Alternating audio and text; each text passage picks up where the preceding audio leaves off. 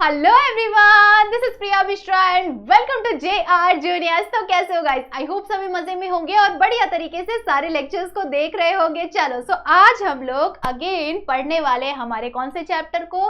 5th standard EVS 1 का chapter number 4 जिसका नाम है एनवायरमेंटल बैलेंस। एनवायरमेंटल बैलेंस क्या होता है, उससे रिलेटेड बहुत सारे सिंपल एंड जो बेसिक थिंग्स है उन सभी चीजों को हम लोगों ने लेक्चर नंबर 1 में कंप्लीट किया है। अगर आप लोगों ने लेक्चर नंबर 1 नहीं देखा है तो जल्दी से जाकर लेक्चर नंबर 1 देखो, ताकि आप सभी को एनवायरनमेंट क्या होता है, एनवायरनमेंट कैसे क्रिएट होता है, हमें कौन सी चीजें देखनी चाहिए, हमें क्या एक टास्क कंप्लीट करना है, वो भी मैंने आप सभी को बताया हुआ है। तो ये सारी चीजें जानने के लिए आपको लेक्चर नंबर 1 देखना पड़ेगा। जल्दी से जाकर लेक्चर नंबर 1 देखो एंड देन आज हम लोग कंप्लीट करने वाले हमारे कुछ और टॉपिक्स को। ओके चलो, सो ये है हमारा लेक्चर नंबर 2 इस चैप्टर का। ओके चलो, सो हमने फर्स्ट टॉपिक को बढ़िया तरीके से कंप्लीट कर लिया था। बहुत ज्यादा लेंथी वे में हम लोगों ने बहुत अच्छी तरह से समझा था छोटी से छोटी सारी चीजों को। ओके आज हम लोग अगेन कंप्लीट करने वाले हैं हमारे कौन से टॉपिक को बच्चों?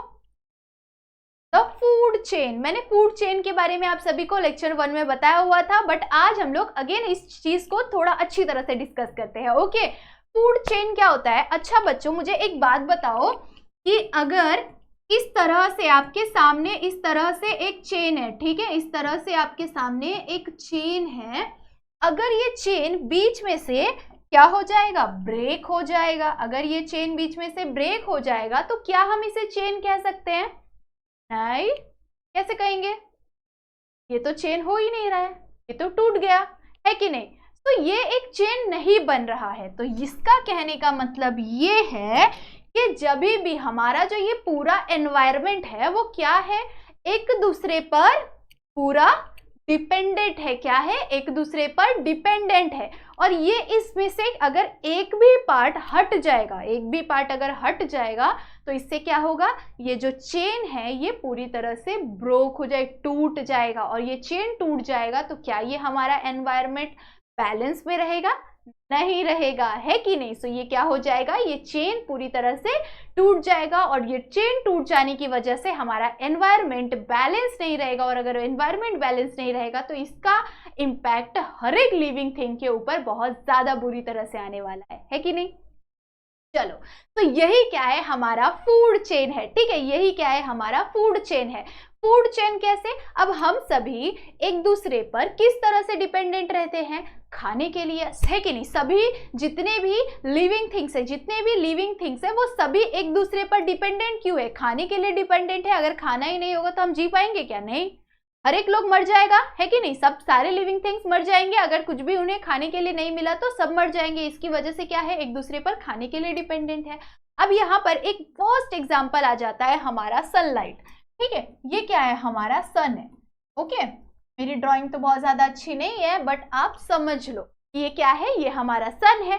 अब सन की रोशनी अगर आएगी हमारे पास, सन की रोशनी अगर आएगी हमारे पास बच्चों, तो उससे किसका फायदा होगा? उससे होगा हमारे ग्रासेस का फायदा। किसका फायदा? ग्रासेस का फायदा होगा। अगर ग्रासेस पे ये सन की रोशनी नहीं आएगी तो क्या ये ग्रो हो पाएंगे? क्या ये ग्रो हो पाएंगे बच्चों? नहीं हो पाएंगे, है कि नहीं? सो ये क्या है? इस पर डिपेंडेंट है। क्या है? ये इस पर डिपेंडेंट है। हमारे जो ग्रासेस होते हैं वो किस पर डिपेंडेंट होते हैं बच्चों? ये जो ग्रासेस है, ये हरी हरी जो ग्रासेस है वो ग्रासेस सन पे डिपेंडेंट होती है। अब जब ग्रासेस आ गई, ठीक है, अब ग्रासेस पे भी कुछ तो भी डिपेंडेंट रहता होगा, है कि नहीं? ग्रास को कौन खाता है? ग्रास को तो बहुत सारे एनिमल्स खाते हैं, है कि नहीं? ग्रासेस को कौन खाता है? बहुत सारे एनिमल्स खाते हैं, छोटे छोटे ऑर्गेनिजम्स खाते हैं। आप लोगों ने ग्रास हॉर्स देखा हुआ है, जो छोटे छोटे टिड्डे होते हैं जो आप लोगों को हरी हरी खेतों में दिखाई देते हैं। अब उसका ड्रॉइंग तो मुझे नहीं आता बट हम ट्राई करते हैं कि क्या है, इस पे कौन है? ग्रासेस सन पे डिपेंडेंट है। ग्रासेस पर डिपेंडेंट कौन है? ये जो हरे हरे जो टिड्डे होते हैं वो क्या है? इस पर डिपेंडेंट होते हैं। ठीक है, वो क्या होते हैं? इस पर डिपेंडेंट होते हैं। किस पर? ग्रासेस पर डिपेंडेंट होते हैं, ठीक है। अब इन टिड्डों पे भी कोई तो भी डिपेंडेंट रहता होगा। कौन डिपेंडेंट रहता है? जो हमारी चिड़िया होती है, जो हमारी चिड़िया होती है। कौन सी चिड़िया बच्चों? जो हमारी अलग अलग चिड़िया होती है। कौन सी वाली? जो उड़ती है, छोटी छोटी जो चिड़ियाएं उड़ती है, वो सभी चिड़िया किस पर डिपेंडेंट होती है? वो सभी चिड़िया डिपेंडेंट होती है इन टिड्डों पर डिपेंडेंट होती है, ठीक है। वो क्या करती है? इन्हें ऊपर से ही लपक के खा लेती है। छोटे छोटे और इंसेक्ट जो होते हैं, इसके जैसे और भी बहुत सारे छोटे छोटे इंसेक्ट्स होते हैं, उन सभी को भी वो क्या करती है? खा लेती है, जिस पर क्या हो जाती है ये। अब इस पे हमें क्या समझ में आ रहा है बच्चों? इससे हमें ये समझ में आ रहा है कि ये किस पर डिपेंडेंट है? ये इस पर डिपेंडेंट है। ये किस पर डिपेंडेंट है? ये इस पर डिपेंडेंट है। ये किस पर डिपेंडेंट है? ये इस पर डिपेंडेंट है कि नहीं? चिड़िया टिड्डे को खाएगी, टिड्डा किसको खाएगा? ग्रासेस को खाएगा, ग्रासेस किसको खाएंगे? सनलाइट को खाएंगे, है कि नहीं? तो इससे हमें क्या समझ में आ रहा है? ये एक चेन है। ये चेन क्या है? एक दूसरे पर डिपेंडेंट है। अगर इस चेन में से इस टिड्डे को हम हटा देंगे तो चिड़िया किसको खाएगी? उसके पास तो कुछ नहीं बचेगा, है कि नहीं? तो चिड़िया मरना शुरू हो जाएंगे, है कि नहीं? जो छोटे छोटे जो चिड़िया होती है वो मरना शुरू हो जाएंगे, है कि नहीं? तो इससे हमें क्या समझ में आता है कि सभी एक दूसरे पर डिपेंडेंट होते हैं, ठीक है। तो इसे ही हम क्या कहते हैं बच्चों? फूड चेन कहते हैं। इसे हम क्या कहते हैं? फूड चेन कहते हैं। ओके, आई होप सो सभी को बढ़िया तरीके से समझा होगा। अब यहाँ पर हमने फूड चेन तो समझ लिया, आगे क्या समझना बाकी है? आगे हम समझने वाले हैं फूड वेब को। किसको समझेंगे बच्चों? अब हम समझने वाले हैं फूड वेब को। फूड वेब क्या होता है बच्चों? एक बड़ा सा वेब जिसमें हमें बताया हुआ है कि सभी क्या है? एक दूसरे पर पूरी तरह से डिपेंडेंट है। अब जैसे अगर हम लोग जंगल का एग्जांपल ले ले तो जो डोंकी होता है उसे कौन खाता है? जो डोंकी और जो हिरन होते हैं, ठीक है, उसे कौन खाता है? उसे जो बड़ा सा शेर होता है वो क्या करता है? उसे खा लेता है, ठीक है। शेर के अंदर तो बहुत ज्यादा ताकत होती है, इसके वजह से वो क्या करता है? उसे खा लेता है, ठीक है। उसी के साथ साथ जो लोमड़ी होती है वो भी क्या करता है? उसे खा लेती है, ठीक है। उसी के साथ साथ जो छोटे छोटे चूहे होते हैं या फिर खरगोश होते हैं, उसे कौन खाता है? उसे स्नेक खाता है, सांप खा लेता है उसे, ठीक है। सो सांप किस पर डिपेंडेंट है? चूहे पर, मेंढक पर। मेंढक भी खाता है वो, चूहे भी खाता है, साथ ही साथ जो छोटी छोटी गिलहरियां होती है वो सब चीजों को भी वो क्या करता है? खा लेता है, ठीक है। सो यहाँ पर हमें क्या बताया जा रहा है? यहाँ पर हमें बताया जा रहा है कि कैसे मल्टीपल एनिमल्स पर मल्टीपल और एनिमल्स एक दूसरे पर क्या है? डिपेंडेंट रहते हैं। अगर ये नहीं रह पाएगा तो वो भी नहीं रह पाएगा, वो भी नहीं रह पाएगा। सभी एक दूसरे पर क्या है? डिपेंडेंट है। इस पर ये डिपेंडेंट है, ये कुछ और चीजों पर डिपेंडेंट है। इससे क्या समझ में आता है? ये एक बहुत बड़ा सा वेब है। इस वेब के अंदर सभी एक दूसरे पर क्या है? डिपेंडेंट है। अगर ग्रासेस नहीं होगी तो डोंकीज, बकरियां, फिर जो अलग अलग और भी जो घास खाने वाली जो अलग अलग एनिमल्स होती हैं वो नहीं खा पाएगी, और उनको खाने वाले जो शेर होते हैं, चीता होते हैं, वो लोग नहीं खा पाएंगे उनको, है कि नहीं। सो सभी एक दूसरे पर क्या है? डिपेंडेंट है, और ये क्या क्रिएट करता है? एक बड़ा सा वेब क्रिएट करता है। उसे हम लोग क्या बोलते हैं बच्चों? फूड वेब बोलते हैं, ठीक है। आई होप सो इतना सभी को समझ में आ गया होगा। ओके, यहाँ पर हमारा ये 3 टॉपिक कंप्लीट हो रहा है। आगे देख लेते हैं इन दोनों टॉपिक को भी आज के लेक्चर में हम बढ़िया तरीके से कंप्लीट कर देंगे। ओके, नेक्स्ट टॉपिक क्या है बच्चों? यहाँ पर हमें the most important food in the food chain plant, ठीक है। जो हमारा जो मोस्ट इंपॉर्टेंट, सबसे ज्यादा इंपॉर्टेंट जो फूड चेन का एक इंपॉर्टेंट चीज है वो क्या है? प्लांट है। क्या है बच्चों? प्लांट है। प्लांट क्यों इंपॉर्टेंट है बच्चों?